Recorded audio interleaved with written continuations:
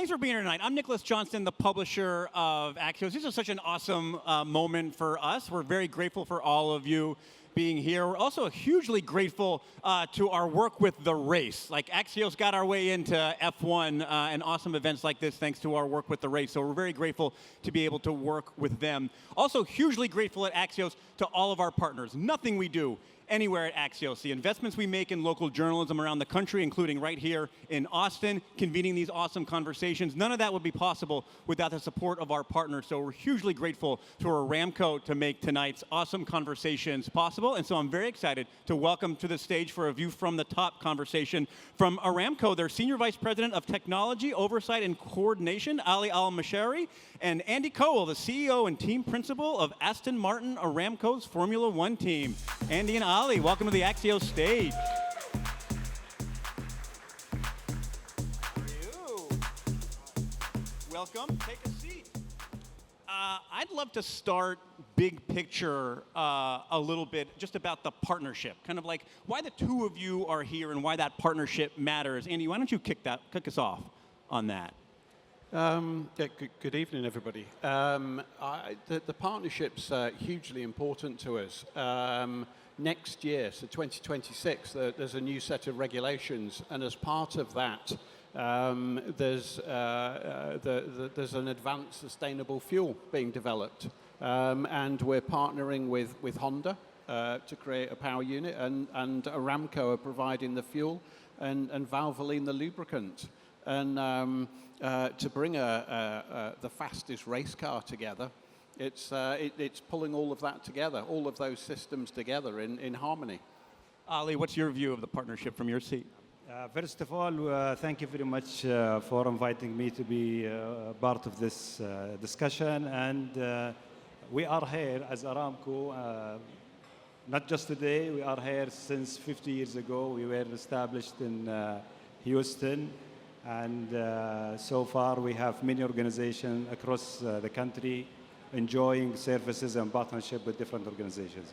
For me personally, I'm happy to be back to Austin because I graduated 25 years ago from UT Austin.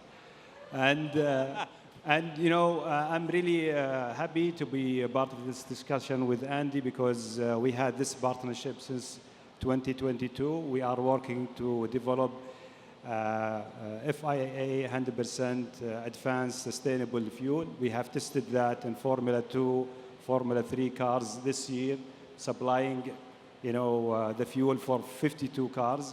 And we'll be more than happy to be the exclusive supplier of this kind of fuel next year, 2026. So let's dig in a little bit, Andy. You mentioned the regulation change this year about fuel. What kind of challenges does that present to a race car team?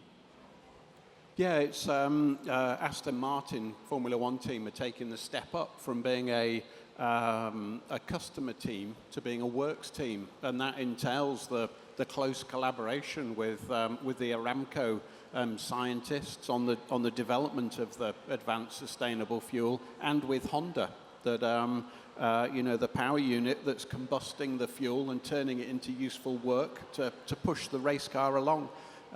So there's huge collaboration going on there, as well as with the aerodynamicists working on quite a different regulation set for next year. I mean, for folks who are maybe not as insightful into like the engineering of it, like how challenging is it really to change the fuel mix like that?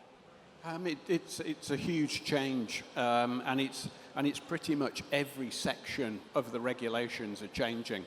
And partnerships between Aramco and Honda and Aston Martin. It's the working relationship. It's how do we get the scientists sat around the same table, looking at lap time as the key thing that we're all focused on. So how do we all contribute to reducing lap time in qualifying and then the race? I want to dig in a little bit more on the driving part. Like you have the most experienced pairing in the field. Does that help when you're trying to deal with the new fuel mix? How do the drivers think about it? I think one of the changes for next year is the way that energy is deployed. Not only a new fuel within the engine, but there's a large electric propulsion element. So a big battery, big electric motor. And the drivers need to decide how to deploy that energy. So having Fernando and Lance, that are two of the most experienced drivers, working with us this year and racing the car next year, having that continuity is a huge benefit to us. These answers like really do kind of paint a picture of like how much this is much bigger than just changing the fuel type. So Ali, I'd like to bring it to you. What is your bigger picture view of this? How does the research that goes into changing this race car fuel fit into the broader R&D platform? This is a really great question. You know, to be honest with you, there will be no one solution for transportation sector. We need to look at all solutions like electrical vehicles, hybrid cars, plug-in hybrid, and cars with internal combustion engine that can use sustainable fuel. And when we look at cars with internal combustion engine, we have more than 1.4 billion cars around the world. And with this fuel that we have tested with Austin Martin, as I mentioned to Andy before this interview, anything that you can do at the test track will be perfect to be applied anywhere else. And we are taking this not only for light-duty cars, but also for heavy-duty cars, for airplanes, for trains, and for marine applications. I mean, I think the way to approach it is like this might be fuel for just one car today, but in the future it could be fuel and technology that could work for millions.